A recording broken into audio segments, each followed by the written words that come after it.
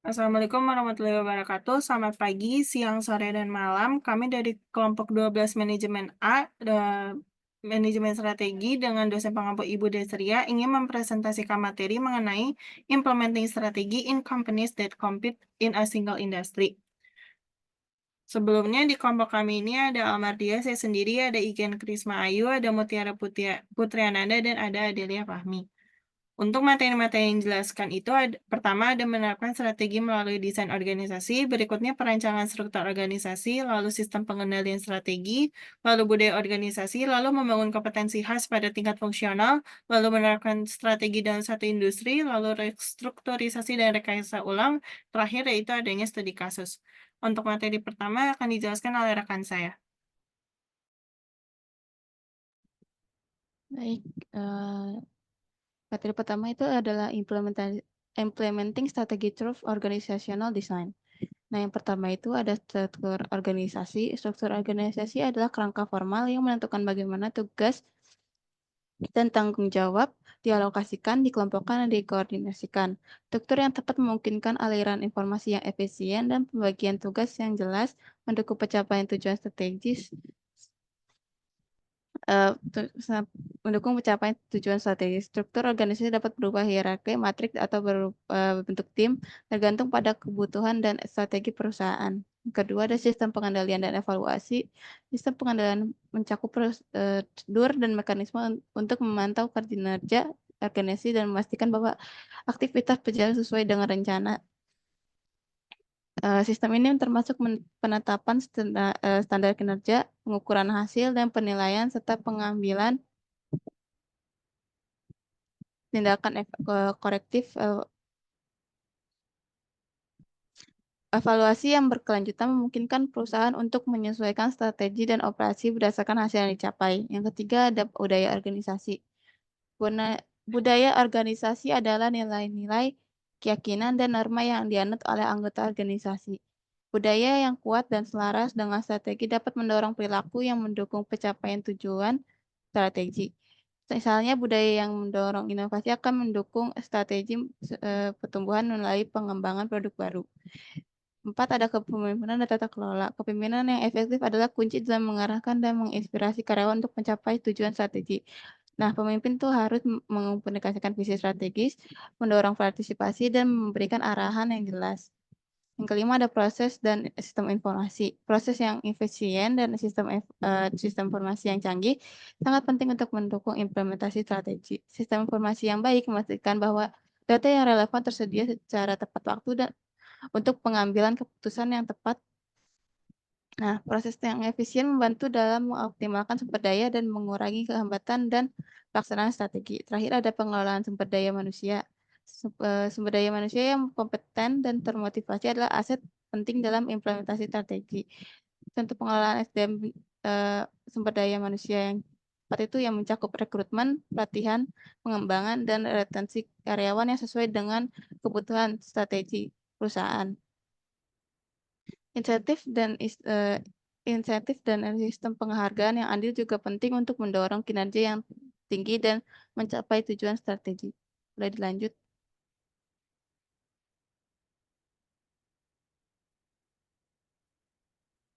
Nah, materi selanjutnya adalah building blocks of organization structure. Yang pertama itu ada spesialisasi pekerjaan atau job specialization. Spesialisasi itu adalah pekerjaan yang merujuk pada proses membagi pekerjaan menjadi tugas spesifik yang lebih kecil. Tujuannya adalah meningkatkan efisiensi melalui fokus pada keterampilan tertentu.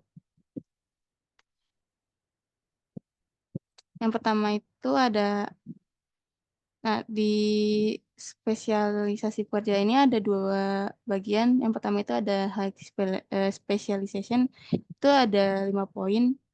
Yang bikin pembedanya dengan low specialization itu yang pertama itu kerja yang sangat spesifik, peningkatkan efisiensi, kurangnya fleksibilitas, ketergantungan pada karyawan spesialis, dan pelembagaan fungsi-fungsi tertentu. Kalau di low specialization itu yang membedakan dengan high specialization itu adalah tugas yang beragam, fleksibilitas yang lebih besar, keterampilan umum yang dikembangkan, peningkatan kolaborasi, dan terakhir adalah resiko pengurangan efisiensi. Nah, kapan sih kita harus menggunakan height atau low specialization? Kalau untuk menggunakan high specialization itu lebih cocok untuk organisasi dengan tugas-tugas yang sangat rutin dan struktur. Nah, kalau low specialization lebih cocok untuk organisasi yang beroperasi di lingkungan yang dinamis dan memerlukan fleksibilitas, adaptasi, dan kolaborasi yang tinggi seperti dalam perusahaan jasa atau kreatif. Untuk yang kedua ada departementalisasi atau departmentalization. Itu ada dua bagian juga, yaitu ada rigid departmentalization dan loose departmentalization. Nah, ada 10 poin pembedanya. Kalau buat rigid departmentalization yang bisa membedakan dengan loose departmentalization adalah pengelompokan yang tersentralisasi dan kaku, pemisahan yang jelas antar departemen, standar operasi yang tertentu, kurangnya integrasi kolaborasi, dan kesulitan dalam menghadapi perubahan. Yang membedakan loose departmentalization dengan rigid departmentalization itu ada pengelompokan yang fleksibel dan dinamis, kolaborasi dan pertukaran informasi yang lebih mudah, pemisahan yang kurang tegas dan antar departemen, adaptasi yang lebih mudah terhadap perubahan, kesulitan dalam penentuan tanggung jawab. Nah, kapan kita tuh cocok menggunakan rigid atau loose departmentalization itu ada kalau di rigid departmentalization itu seringkali itu cocok itu buat organisasi dengan lingkungan yang stabil. Dan kalau loose departmentalization itu lebih cocok untuk organisasi yang beroperasi di lingkungan yang dinamis. Boleh di next.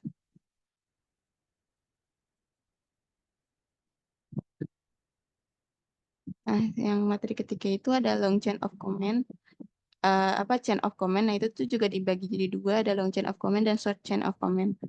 Untuk membedakan itu, kalau di long chain of command itu jumlah levelnya itu lebih banyak, komunikasi yang lebih lambat, kontrol yang lebih ketat, peningkatan spesialisasi, dan kurang fleksibel. Kalau di pembedaan di short chain of command itu ada jumlah level yang sedikit, komunikasi yang lebih cepat, kontrol yang lebih longgar, peningkatan fleksibilitas, desentralisasi pengambilan keputusan. Nah, kapan sih kita lebih cocok untuk ambil long chain atau short chain of command itu? Kalau di long chain of command itu kita biasanya digunakan dalam organisasi yang besar yang beroperasi di lingkungan yang stabil dan memerlukan kontrol yang ketat seperti lembaga pemerintahan atau perusahaan manufaktur besar. Kalau yang short chain of command itu lebih cocok untuk organisasi yang beroperasi di lingkungan yang dinamis dan memerlukan fleksibilitas dan adaptasi cepat seperti perusahaan teknologi atau startup. Yang keempat ada rentang kendali atau span of control. Nah, itu juga dibagi dua, ada wide span of control dan narrow span of control. Kalau di wide span of control itu yang pembedanya itu ada jumlah bawahan yang banyak, struktur organisasi yang datar, komunikasi yang lebih cepat, pengawasan kurang ketat, pengurangan biaya manajemen, dan potensi beban kerja yang juga tinggi bagi manajer. Kalau di narrow span of control itu ada jumlah bawahan yang sedikit, struktur organisasi yang tinggi, komunikasi yang lebih tepat, dan pengawasan yang lebih ketat. Kapan sih cocoknya kita buat pakai dua itu tuh kalau di what span of control ini kita cocoknya itu untuk organisasi dengan karyawan yang lebih mandiri dan berpengalaman di mana pekerja lebih rutin dan standar. Ini sering tuh digunain tuh buat yang perusahaan atau industrinya itu yang cepat-cepat berubah atau yang dinamis seperti teknologi atau startup kan. Kalau yang narrow span of control itu lebih cocok untuk organisasi di mana pekerjaannya tuh lebih kompleks atau membutuhkan karyawan lebih ketat seperti industri yang manufaktur dengan tugas-tugas lebih tekniknya itu yang spesifik atau lembaga pemerintahan dengan regulasi ketat. Dan boleh di next lagi. Oke, selanjutnya ada sentralisasi dan desentralisasi. Nah, kalau desentralisasi itu tuh ada pengambilan keputusan terpusat, otoritas tinggi di pusat, komunikasi yang tertuju ke atas, konsistensi implementasi kebijakan, respon yang lambat terhadap perubahan. Kalau desentralisasi itu ada pengambilan keputusan itu keputusannya itu desentralisasi, otoritasnya yang didelegasikan, komunikasi yang lintas horizontal, inovasi fleksibel yang lebih tinggi. Kapan sih kita cocok untuk menggunakan sentralisasi atau desentralisasi? Nah, kalau sentralisasi itu cocok untuk situasi di mana koordinasi atau konsistensi sangat penting seperti bisnis yang terpusat pada standar tertentu atau yang memiliki struktur birokrasi yang kuat. Nah, kalau kita pakai Desentralisasi itu cocoknya untuk organisasi yang ingin mendorong inovasi, responsivitas, dan kreativitas di tingkat yang lebih rendah, seperti perusahaan yang teknologi atau yang beroperasi di lingkungan yang cepat berubah.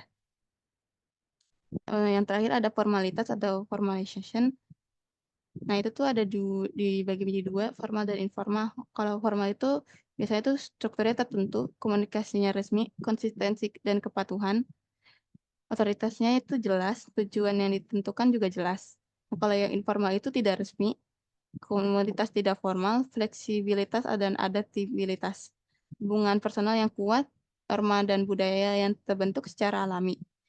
Kapan sih kita cocok untuk gunakan formal atau informal? Kalau formal tuh biasanya cocok untuk situasi di mana konsistensi, kepatuhan, dan struktur yang jelas diperlukan, seperti dalam industri yang diatur ketat atau organisasi yang besar dengan banyak karyawan. Kalau informal itu lebih cocok di mana fleksibilitas, inovasi, dan berhubungan interpersonal yang kuat dihargai, seperti dalam proyek kecil atau organisasi yang beroperasi di lingkungan yang dinamis. Boleh di next. Selanjutnya akan dijelaskan oleh teman saya.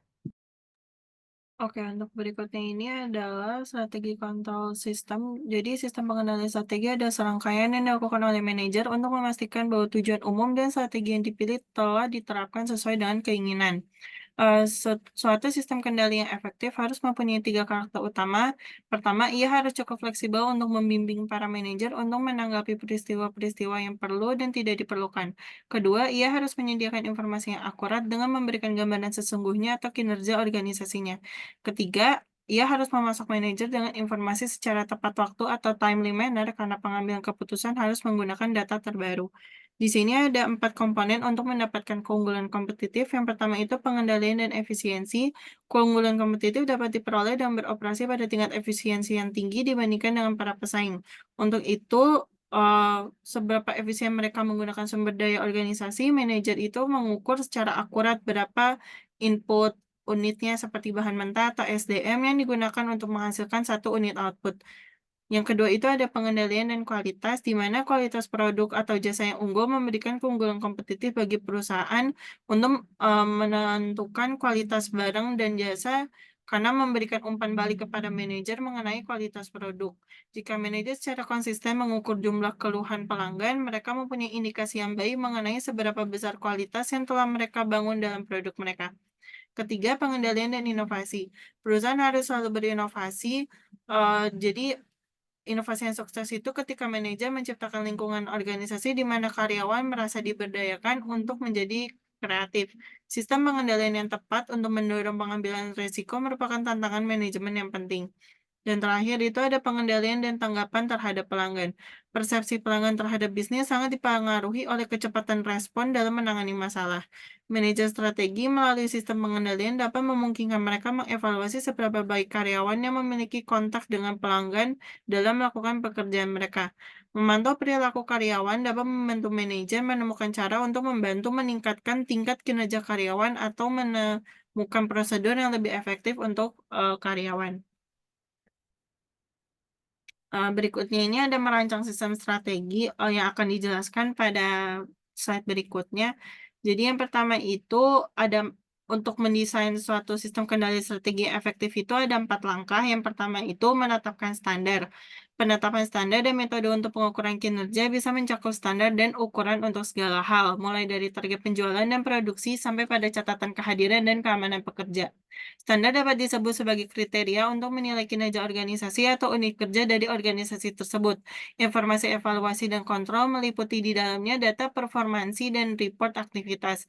Jika hasil performansi yang tidak diinginkan dikarenakan oleh proses manajemen strategi tidak digunakan dengan tepat, manajemen operasional harus tahu tentang itu supaya dapat mengoreksinya.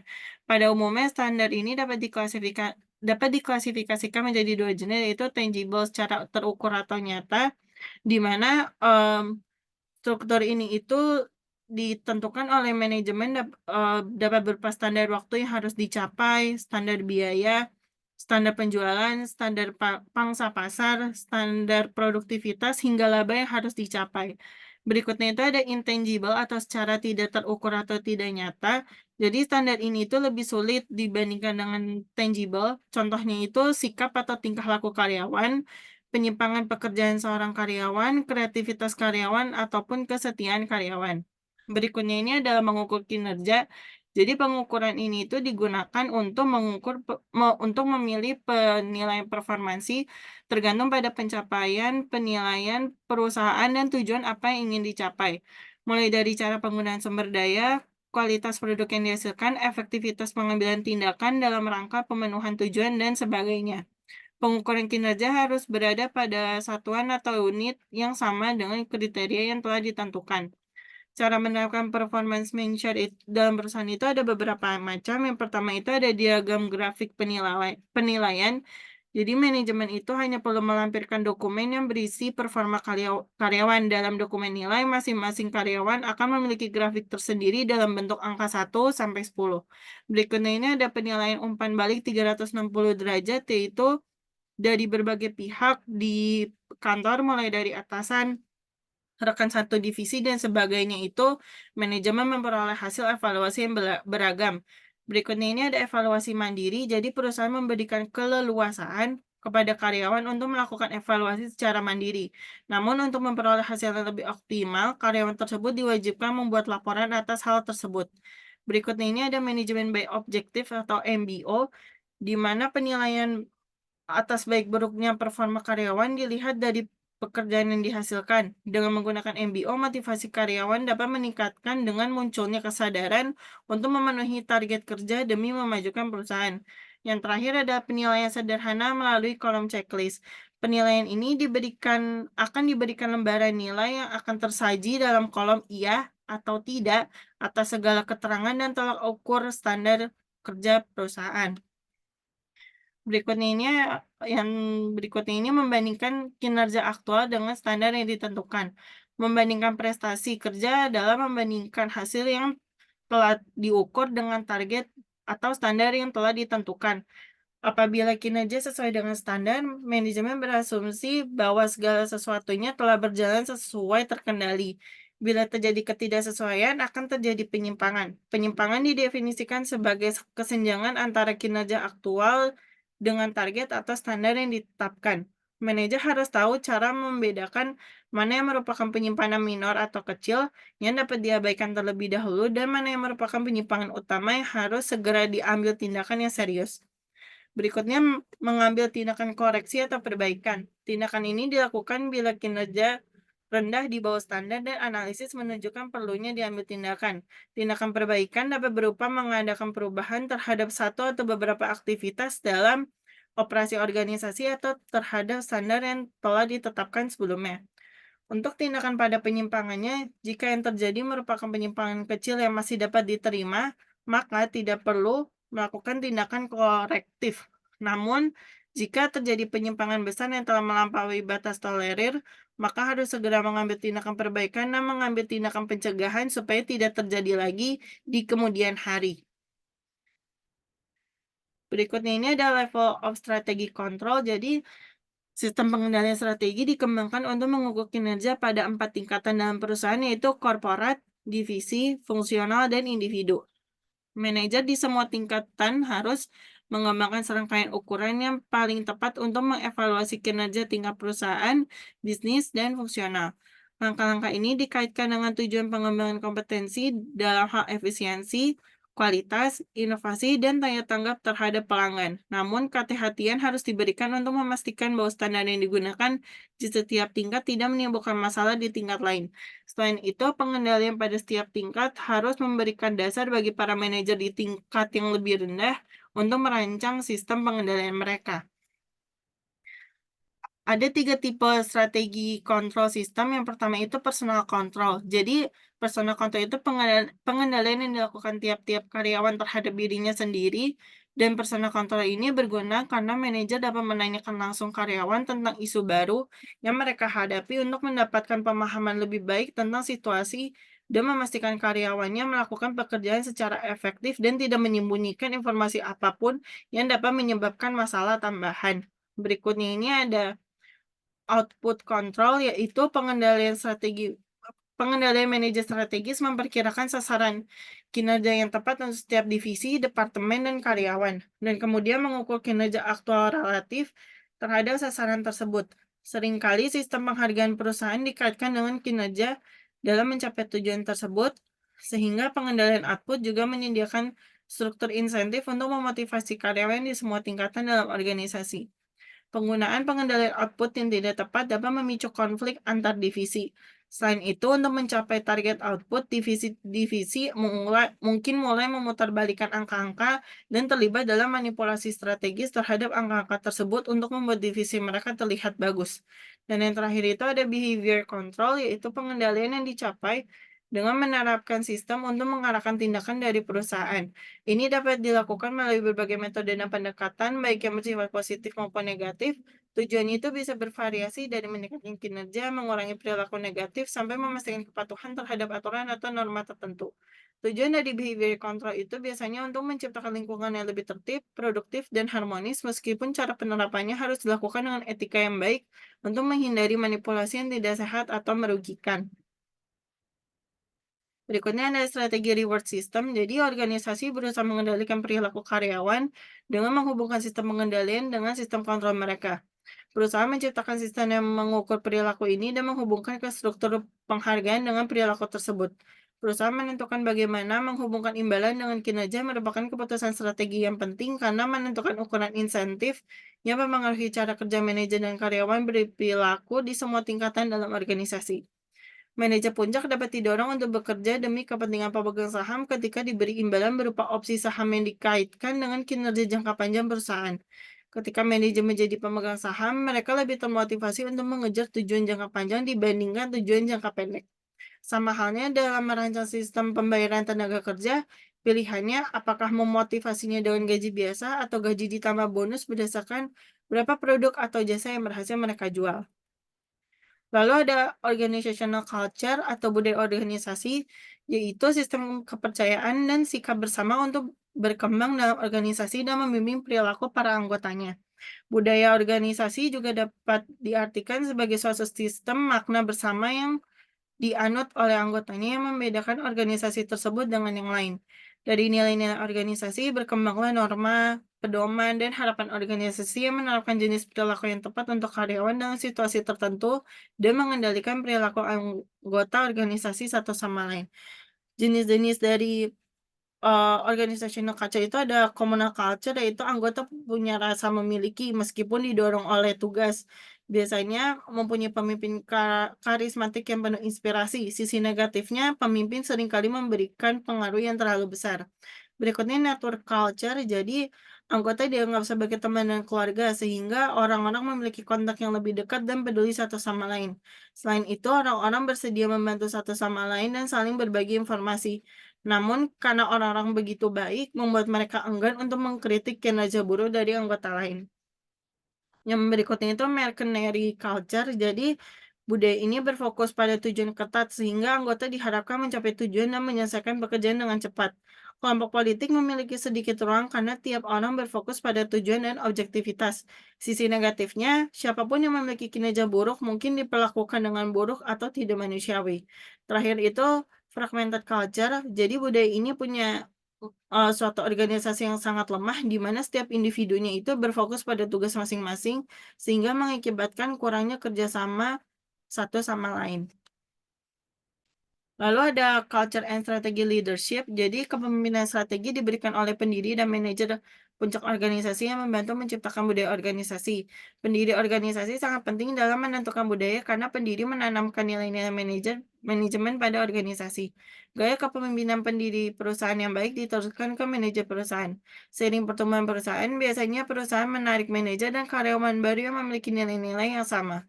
Keutamaan dari nilai dan budaya bersama adalah meningkatkan integrasi dan meningkatkan koordinasi antar anggota organisasi. Kepemimpinan strategis juga mempengaruhi budaya organisasi melalui cara manajer merancang struktur organisasi, yaitu cara mereka mendelegasikan wewenang dan membagi hubungan tugas. Dengan demikian, cara suatu organisasi merancang strukturnya mempengaruhi norma-norma dan nilai budaya yang berkembang dalam organisasi tersebut. Jadi di sini itu ada traits of strong and adaptive corporate culture. Yang pertama itu punya visi misi yang jelas, dan dipahami oleh seluruh perusahaan. Ini memberikan tujuan yang sama untuk semua anggota organisasi. Berikutnya nilai inti yang diserap. Nilai inti yang dipegang teguh perusahaan tercermin dalam perilaku sehari-hari karyawan dan keputusan yang diambil. Nilai-nilai ini menjadi pedoman untuk menjalankan bisnis dan berinteraksi satu sama lain. Berikutnya kepemimpinan yang inspiratif, yaitu pemimpin perusahaan dengan budaya yang kuat adalah sosok yang inspiratif dan mudah memotivasi karyawan. Mereka tidak hanya memimpin dengan kata-kata, tapi juga contoh nyata. Berikutnya komunikasi terbuka dan transparan antar tingkat organisasi, adanya ciri budaya perusahaan yang kuat. Ini menciptakan lingkungan yang memungkinkan pertukaran ide dan feedback konstruktif. Berikutnya keterlibatan dan partisipasi karyawan, jadi karyawan itu memiliki peran penting dalam perusahaan dan merasa dilibatkan. Partisipasi mereka dalam pengambilan keputusan dan proses bisnis meningkatkan rasa memiliki dan komitmen terhadap organisasi. Berikutnya penghargaan dan pengakuan. Penghargaan dan pengakuan terhadap kinerja yang baik dan kontribusi positif karyawan adalah bagian dari budaya perusahaan yang kuat. Berikutnya kerjasama dan kolaborasi. Kerjasama dan kolaborasi antar tim dan individu sangat ditekankan. Perusahaan yang adaptif mendorong kerjasama lintas fungsi dan tim untuk mencapai tujuan bersama. Terakhir, adanya inovasi dan kreativitas. Jadi budaya mendukung organisasi dan kreativitas memungkinkan perusahaan terus berkembang dan menemukan solusi baru. Karyawan didorong berpikir out of the box dan mengambil resiko yang terstruktur. Berikutnya akan dijelaskan oleh rekan saya. Oke, selanjutnya di sini ada building distinctive competencies at the functional level. Jadi kita akan masuk ke functional structure. Jadi functional structure atau struktur fungsional adalah struktur organisasi yang terdiri dari sebagian orang berdasarkan keahlian mereka yang sama atau karena mereka menggunakan sumber daya yang sama. Secara sederhana, mereka itu dikelompokkan dengan pekerjaan yang memiliki sifatnya serupa di bawah departemen. Nah, di sini bisa dilihat dari gambar di sebelahnya, ada contohnya ada uh, functional structure, ada research and development, sales and marketing, manufacturing, materials and management, dan juga ada engineering. Nah, menggunakan struktur ini itu memiliki keuntungan. Yang pertama adalah dapat saling belajar dari satu sama lain. Hal ini tuh bisa menciptakan kemampuan dan kompetensi di setiap fungsi. Yang kedua itu ada saling mengawasi atau memantau. Hasilnya progres kerja menjadi lebih efisien dan dengan mengurangi biaya produksi dan meningkatkan fleksibilitas operasional. Lalu yang ketiga di sini ada manajer memiliki kontrol yang lebih besar terhadap aktivitas organisasi. Jadi karena banyak kesulitan yang muncul ketika jumlah tingkat dalam hierarki meningkat, orang-orang dikelompokkan ke dalam fungsi yang berbeda. Nah, masing-masing itu ada manajernya, maka beberapa hierarki itu akan tercipta seperti itu. Kemudian yang keempat adalah pengelolaan lebih mudah dalam berkelompok yang dikelola secara terpisah. Nah, tentunya ada setelah ada keuntungan itu ada kekurangan. Kekurangan yang pertama adalah masalah manajemen. Contohnya itu seperti komunikasi, pengambilan keputusan, dan kurangnya inovasi. Jadi komunikasi dalam organisasi dengan struktur organisasi fungsional itu dapat menjadi kaku karena cara operasi yang terstandarisasi dan tingginya tingkat formalisasi. Nah, hal ini tuh bisa menyebabkan proses pengambilan keputusan menjadi lebih lambat dan lebih tidak efisien. Terus yang kedua ada koordinasi unit. Tidak mau bekerja sama dengan unit lain dan pertingkaian. Jadi meskipun unit-unit fungsional ini seringkali bekerja dengan tingkat efisiensi yang tinggi, tingkat kerjasama mereka satu sama lain itu terkadang terganggu. Biasanya itu mengalami kesulitan untuk bekerja sama dengan baik satu sama lain karena mereka itu memiliki sifat teritorial dan tidak mau bekerja sama. Boleh next? Oke, kemudian di sini ada the role of strategic control. Secara garis besar, strategic control itu adalah bagian dari proses manajemen strategis yang menunjukkan seberapa baik kinerja strategi Anda saat ini, sehingga dapat menyempurnakan lebih lanjut untuk pelaksanaan di masa depan. Nah, dalam pengendalian strategis itu ada elemen yang terpenting, itu adalah merancang sistem yang menetapkan tujuan ambisius dan target untuk semua manajer dan karyawan untuk berprestasi dalam upaya meningkatkan kinerja mereka. Nah, kenapa sih penting? Nah, yang pertama itu alasannya karena alokasi sumber daya yang lebih baik.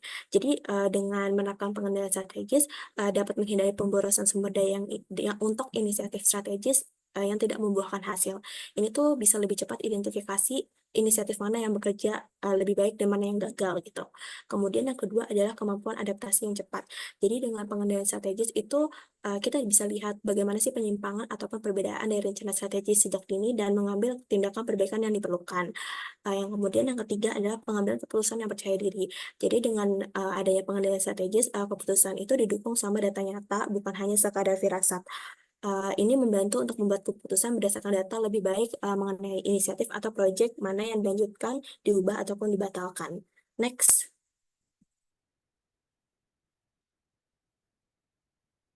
Oke, di sini ada proses strategic control. Di sini ada 6. Yang pertama adalah tentukan tujuan strategis. Jadi, bisa dengan cara kumpulkan dulu, terus kemudian dianalisis data kinerja yang relevan untuk diidentifikasi bidang-bidang utama yang perlu ditingkatkan ataupun dikembangkan. Tetapkan tujuan secara jelas dan spesifik untuk bertindak sebagai visi. Kemudian menetapkan KPI. Ukuran menuju tujuan strategis adalah menggunakan indikator kinerja utama atau KPI. Nah, caranya itu pilih KPI yang tepat dapat membantu untuk mengukur kinerja. Yang ketiga itu ada ukur kemajuan. Jadi pengukuran ini dapat ditangani dalam pertemuan tinjauan bulanan ataupun triwulan. Kemudian yang keempat adalah analisis atau bandingan kinerja. Jadi cari kekuatan dan kelemahan serta identifikasi peluang untuk perbaikan. Gunakan laporan strategi untuk mengkomunikasikan temuan-temuan ini kepada tim manajemen puncak dan membuat semua orang memahami hal yang sama. Yang kelima itu ada analisis penyimpangan. Jadi di sini maksudnya adalah temukan apa yang menyebabkan kinerja di bawah standar ini dan kenali apakah ada celah dalam strategi tersebut. Jadi maksudnya adalah hasilnya itu bisa lebih baik daripada yang diantisipasi dan yang akan membantu mengidentifikasi apa yang bekerja dengan baik dan memperkuat strategi. Kemudian yang keenam adalah sesuaikan dengan strategi. Jadi hentikan apa yang tidak berhasil dan gandakan apa yang berhasil. Jadi sesuaikan tujuan, KPI ataupun strategi secara keseluruhan berdasarkan hasil analisis. Jadi alokasi sumber daya yang diperlukan itu kemudian ubah caranya dalam menjalankan strategi. Tentu harapannya dengan adanya peningkatan kontrol ini, struktur fungsional itu bisa memungkinkan untuk melembagakan sistem imbalan strategis yang efektif, di mana gaji dapat dikaitkan dengan kinerja dan manajer dapat secara akurat menilai dengan kinerja. Next. Oke, kemudian di sini ada developing culture at the functional level. Jadi seringkali struktur fungsional itu menawarkan cara termudah bagi para manajer untuk membangun budaya yang kuat dan kohesif. Nah, untuk memahami struktur, kontrol, dan budaya, di sini ada 3. Yang pertama dari production atau produksi. Jadi pada strategi fungsional ini dalam produksi berfokus pada peningkatan efisiensi dan kualitas. Jadi perusahaan itu perlu menciptakan lingkungan yang memungkinkan manajer untuk menghemat biaya dan menurunkan struktur biaya gitu ya. Contohnya itu kayak misalkan kayak Toyota dan Honda, dia tuh bisa menunjukkan kemampuan kuat dalam manufaktur melalui penerapan manajemen kualitas total atau TQM dan sistem manufaktur yang fleksibel. Kemudian di sini ada yang kedua, yakni research and development. Jadi strategi fungsional untuk departemen penelitian dan pengembangan itu berfokus pada pengembangan kompetensi khas dalam inovasi, kualitas, dan juga keunggulan produk yang memenuhi kebutuhan pelanggan. Jadi di sini struktur, kontrol, dan budaya dari Departemen Research and Development harus mendukung koordinasi yang efektif antara ilmuwan dan insinyur untuk mempercepat pengiriman produk berkualitas tinggi ke pasar dan memotivasi inovasi produk. Nah, biasanya ini strukturnya datar dan terdesentralisasi, memberikan otonomi kepada anggotanya untuk bereksperimen dan berinovasi, seperti itu. Contohnya itu kayak Nokia, Intel, ataupun Microsoft. Kemudian yang ketiga itu ada sales, yakni output and behavior controls. Jadi maksudnya adalah tenaga penjualan bekerja langsung dengan pelanggan dan sulit dipantau saat berada di lapangan. Nah, pada bagian ini berfokus pada output dan behavior control, seperti sasaran penjualan yang dapat ditetapkan dan dipantau oleh manajer penjualan dan dikaitkan dengan sistem penghargaan bonus untuk memotivasi tenaga penjualan. Nah, contohnya itu kalau kontrol perilaku itu seperti telepon terkunci dan tenaga penjualan tentang interaksi mereka dengan pelanggan dan juga untuk menstandarisasi perilaku dan memudahkan pengawasan kinerja. Next. Oke, di sini ada functional structure and bureaucratic cost. Yang pertama itu ada communication problem. Jadi seiring berkembangnya hierarki fungsi yang terpisah, fungsi-fungsi perusahaan itu menjadi semakin jauh dan sulit untuk berkomunikasi serta mengkoordinasi aktivitas lintas fungsi.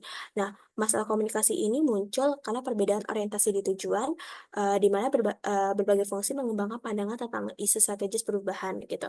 Nah, kemudian perbedaan orientasi ini menyebabkan pandangan yang berbeda tentang isu strategis manufaktur dan mungkin bisa melihat pengurangan biaya sebagai prioritas dengan penjualan menekankan peningkatan daya tanggap pelanggan dan juga R&D bisa fokus pada produk baru. Kemudian yang kedua ada measurement problems. Jadi saat perusahaan memperluas rangkaian produknya dengan mengembangkan kompetensi baru dan memasuki segmen pasar baru, seringkali itu jadi lebih sulit untuk mengukur kontribusi masing-masing produk terhadap profitabilitas keseluruhan. Nah, akibatnya perusahaan itu mungkin tanpa sadar ya memproduksi beberapa produk yang tidak menguntungkan dan membuat keputusan buruk tentang alokasi sumber daya. Yang ketiga itu ada customer problems. Jadi ketika jangkauan dan kualitas barang itu serta jasa organisasi meningkat, lebih banyak jenis pelanggan tertarik pada produknya. Nah, melayani berbagai kelompok pelanggan dan menyesuaikan produk untuk jenis pelanggan baru meningkatkan masalah koordinasi antar fungsi menjadi semakin lebih sulit untuk mengkoordinasi efektivitas fungsi rantai nilai di seluruh rangkai produk yang terus berkembang. Kemudian ada location problem, jadi berada di lokasi atau wilayah geografis tertentu itu juga dapat menghambat koordinasi dan kontrol.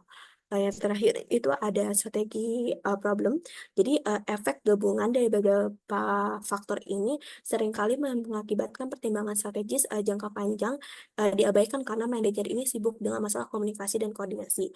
Nah, akibatnya tentu perusahaan dapat kehilangan arah dan gagal memanfaatkan peluang strategis baru sehingga meningkatkan biaya birokrasi. Nah, tentunya ketika perusahaan mengalami masa tersebut, manajer itu harus menyesuaikan kembali struktur, sistem kontrol, dan juga budaya organisasi untuk menghemat biaya birokrasi. Next. Oke, di sini ada outsourcing option. Jadi, outsourcing itu ada praktis bisnis yang memperkerjakan pihak luar perusahaan untuk memberikan jasa ataupun membuat barang berdasarkan kontrak atau berkelanjutan.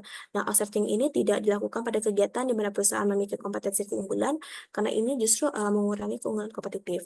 Namun sebaliknya, outsourcing ini dilakukan pada kegiatan rantai nilai tertentu perusahaan lain yang memiliki keunggulan kompetitif. Nah, dengan mengurangi jumlah aktivitas, perusahaan itu dapat fokus pada kompetensi inti yang menjadi keunggulan kompetitif dan menghemat biaya birokrasi gitu. Next. Oke, selanjutnya itu ada implementing strategi in single industry. Jadi, dalam proses desain organisasi, memungkinkan perusahaan itu dapat mengembangkan keunggulan kompetitif dimulai pada tingkat fungsional. Namun, diperlukan kombinasi yang tepat gitu antara struktur, kontrol, dan juga budaya yang menghubungkan dan menggabungkan kompetensi dan fungsi rantai nilai perusahaan sehingga dapat meningkatkan kemampuan untuk membedakan produk dan menekan struktur biaya gitu. Nah, di sini ada implementasi strategi efektif di tingkat bisnis. Yang pertama itu adalah pemilihan strategi di tingkat bisnis. Jadi, desain organisasi yang efektif memungkinkan pemilihan strategi bisnis itu meningkatkan diferensiasi nilai bagi pelanggan dan juga memungkinkan perusahaan untuk menetapkan harga premium. Kemudian yang kedua adalah mengurangi biaya birokrasi. Jadi, desain organisasi yang efektif itu mengurangi biaya birokrasi yang muncul dari masalah pengukuran dan komunikasi. Ini bisa mencakup perpindahan produk antar fungsi ataupun kurangnya kerjasama antara pemasaran dan manufaktur. Yang ketiga itu ada struktur yang lebih kompleks untuk efisiensi. Jadi beralih ke struktur organisasi yang lebih kompleks itu dapat menghemat biaya birokrasi meskipun membutuhkan lebih banyak manajer berpengalaman dan sistem teknologi informasi yang mahal.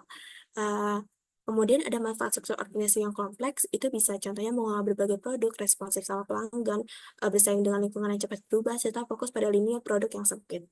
Next. Kemudian di sini ada implementing cost leadership. Jadi perusahaan itu mengejar kepemimpinan biaya bertujuan untuk menjadi produsen dengan biaya terendah dalam industri. Itu dengan mengurangi biaya di semua fungsi perusahaan.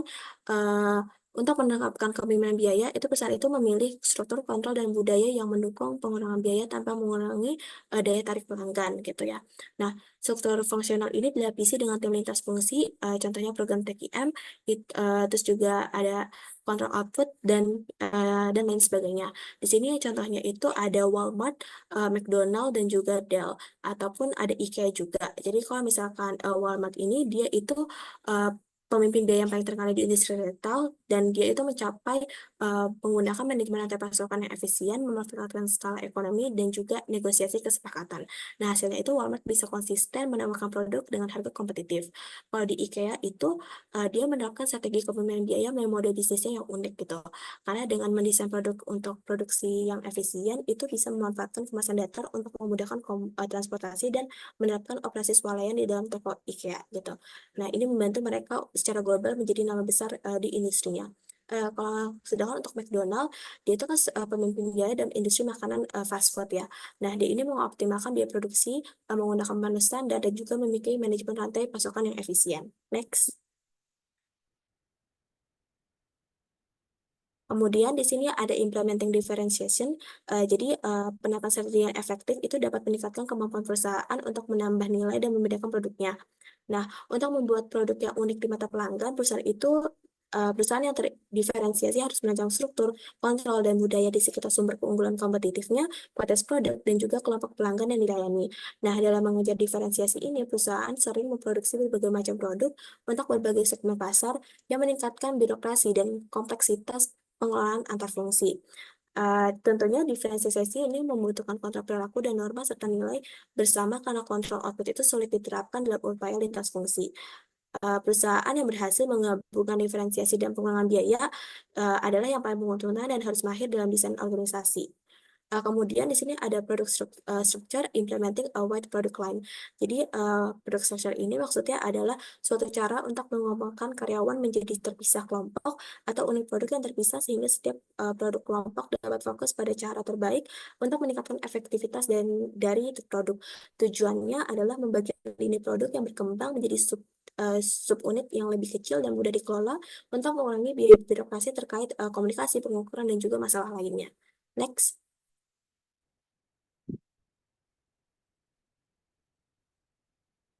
Oke, di sini ada market structure, increasing responsiveness to customer group. Di sini akan kita tahu dulu market structure itu adalah sebuah cara untuk mengumpulkan karyawan menjadi terpisah, kelompok pelanggan yang terpisah, sehingga itu setiap kelompok dapat fokus pada pemuasan kebutuhan dari kelompok pelanggan tertentu dengan cara yang efektif. Jadi, jika keunggulan kompetitif suatu industri bergantung pada kemampuan untuk memenuhi kebutuhan pelanggan yang beragam, strategi terbaik adalah mengembangkan pasar dengan fokus pada kelompok pelanggan daripada kelompok produk gitu. Nah, kemudian selanjutnya ini ada geographic structure expanded by location. Jadi geographic structure itu adalah sebuah cara untuk mengelompokkan karyawan menjadi berbeda sesuai dengan wilayah geografis gitu untuk memenuhi kebutuhan terbaik dari pelanggan dalam berbagai wilayah negara bagian atau negara. Jadi ketika sebuah perusahaan memperluas jangkauannya secara lokal, regional ataupun nasional, baik ekspansi internal, integrasi horizontal, bahkan mereka tuh seringkali beralih ke struktur geografis. Tentunya ini dikelompokkan berdasarkan wilayah geografis dan perusahaan itu lebih responsif terhadap kebutuhan pelanggan regional dan mengurangi biaya transportasi. Next.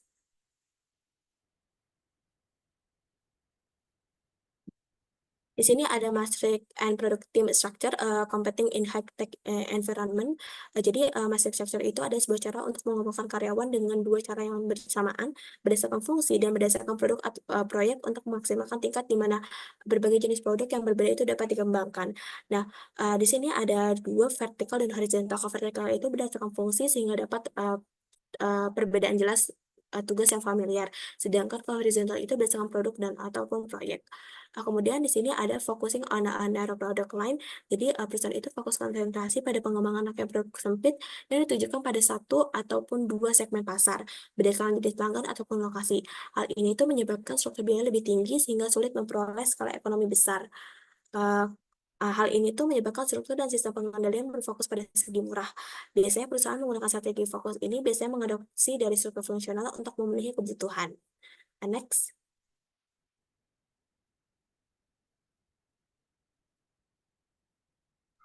Selanjutnya akan dijelaskan oleh teman saya. Baik, saya akan melanjutkan materi restructuring and regeneration. Restructuring adalah proses memberontak. Restructuring adalah proses memberontak dan mengorganisasi ulang struktur untuk ulang struktur. Ken boleh ulang nggak?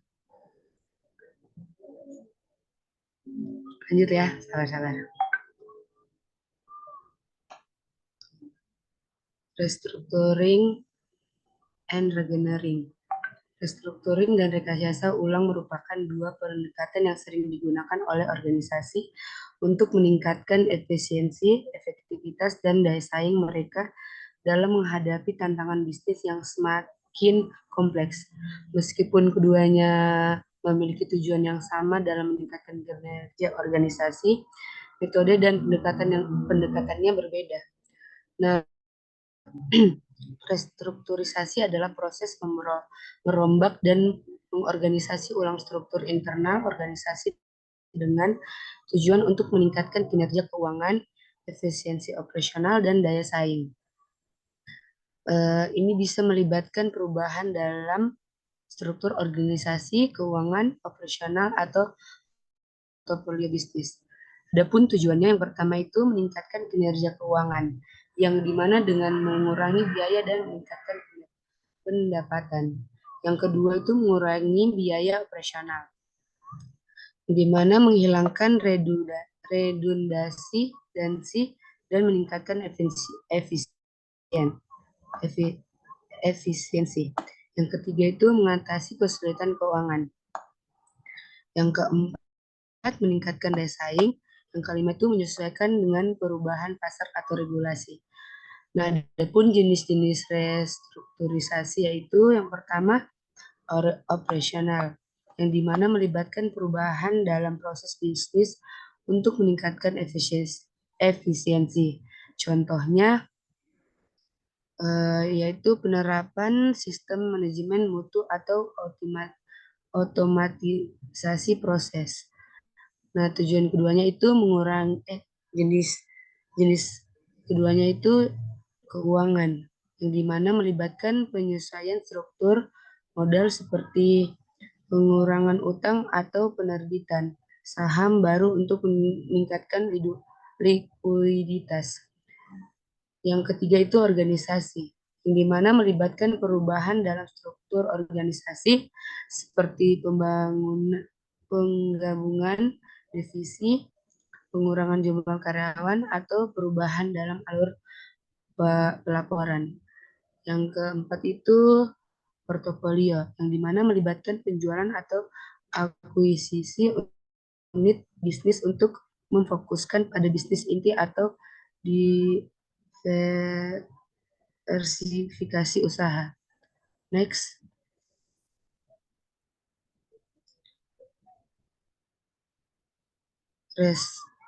Restructuring, yaitu langkah-langkahnya. Restructuring itu yang pertama analisis situasi saat ini, yang dimana mengidentifikasi masalah dan area yang perlu diperbaiki melalui analisis internal dan eksternal. Yang kedua itu identifikasi area perubahan, yang dimana menentukan area spesifik yang membutuhkan restrukturisasi seperti keuangan, operasional, atau struktur organisasi. Yang ketiga itu perencanaan perubahan. Perencanaan perubahan ini mengembangkan rencana yang komprehensif dengan tujuan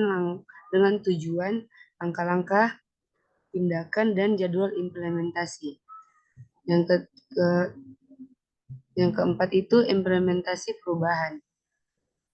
Implementasi perubahan yaitu melaksanakan rencana yang telah disusun, termaksud komunikasi perubahan kepada semua pemangku kepentingan. Yang kelima itu monitoring dan evaluasi, yang dimana memantau kinerja setelah perubahan dan melakukan penyesuaian jika diperlukan untuk memastikan pencapaian tujuan.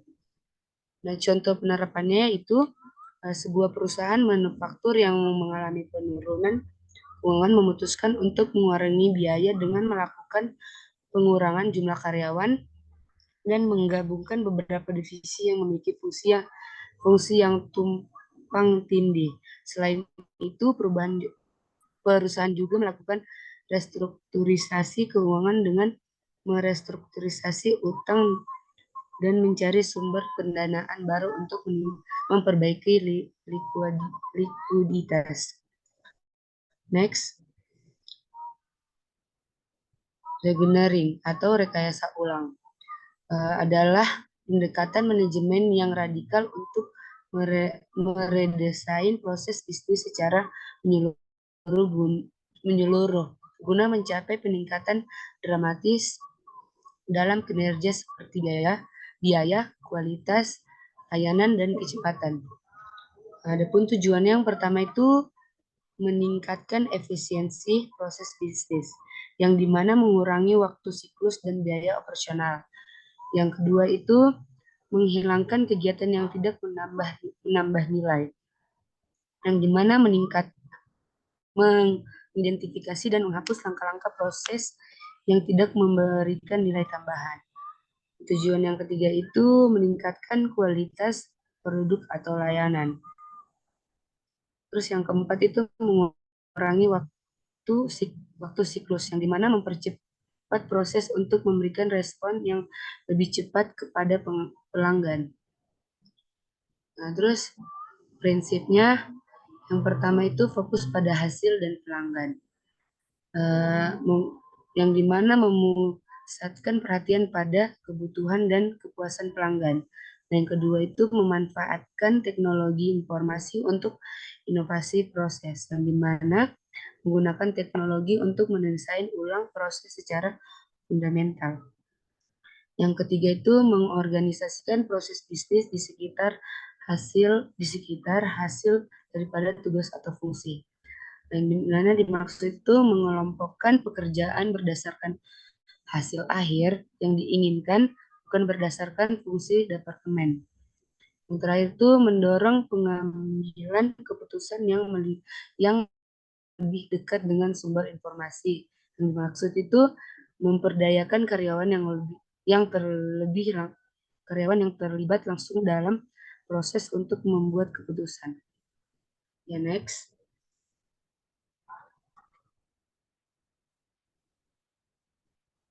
Nah, langkah-langkah rekayasa ulang atau regenerering. Yang pertama itu mengidentifikasi proses bisnis yang memerlukan rekayasa ulang, di mana memilih proses yang paling berdampak pada kinerja organisasi. Kedua itu mengumpulkan data dan menganalisis proses yang ada,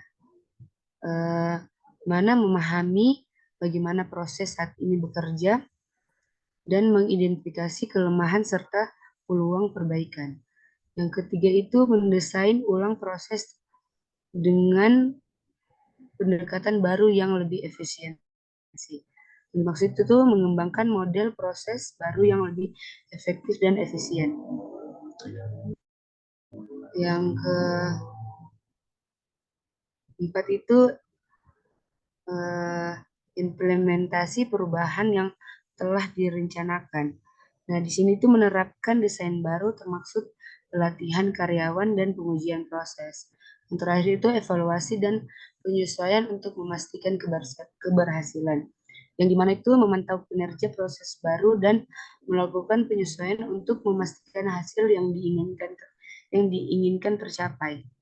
Nah, adapun contoh penerapannya yaitu sebuah bank yang diinginkan mempercepat waktu prosesan peminjaman memutuskan untuk melakukan rekayasa ulang proses pemrosesan peminjaman, bank tersebut mengadopsi sistem otomatis baru yang menggantikan proses manual yang tidak efisien, mengurangi jumlah langkah yang tidak perlu, dan mempercepat pengambilan keputusan dan memperdayakan karyawan lini depan. Ya, next, terus selanjutnya. Ya, studi kasus, yang dimana judulnya itu yang kami ambil persaingan di industri penerbangan maskapai penerbangan kelas ekonomi. Nah, dalam industri penerbangan tersebut terdapat persaingan ketat antara maskapai penerbangan besar yang menawarkan layanan penerbangan ekonomi. Nah, dua pemain utama di industri ini adalah Southwest Airlines dan JetBlue Airways. Southwest Airlines adalah salah satu maskapai penerbangan tertua di Amerika Serikat yang terkenal dengan model bisnis penerbangan jarak dekat dengan harga yang terjangkau. Nah, strategi mereka berfokus pada efisiensi biaya dengan mengoperasikan hanya satu jenis pesawat, Boeing 737, dan minimalkan layanan ekstra. Nah, ini memungkinkan Southwest menawarkan tiket dengan harga yang sangat kompetitif. Ya, next, selanjutnya. Untuk mengimplementasikan strategi mereka, Southwest dan JetBlue mengambil langkah-langkah sebagai berikut.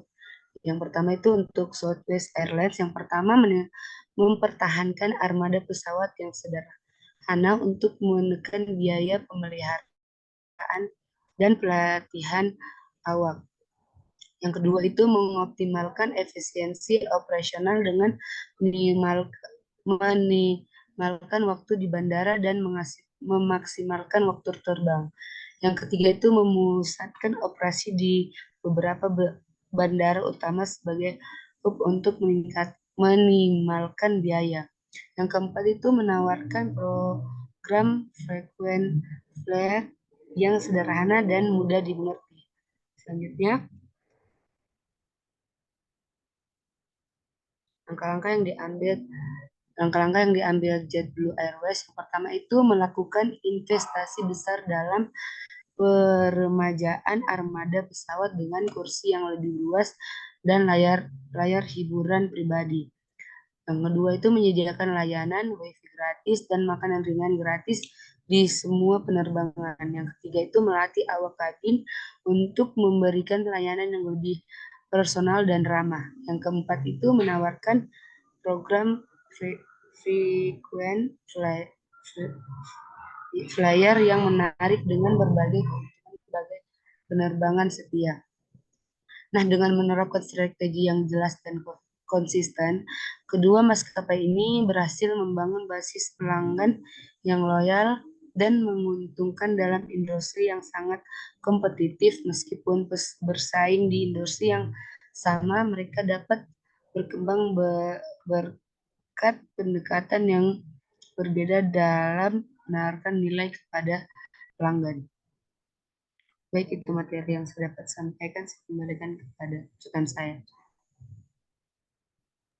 Oke, kesimpulan dari materi kali ini, dalam industri yang sangat kompetitif di mana perusahaan-perusahaan bersaing untuk mendapatkan porsi pasar dan memaksimalkan laba, menerapkan strategi yang tepat menjadi faktor krusial untuk meraih keunggulan kompetitif dan kesuksesan jangka panjang.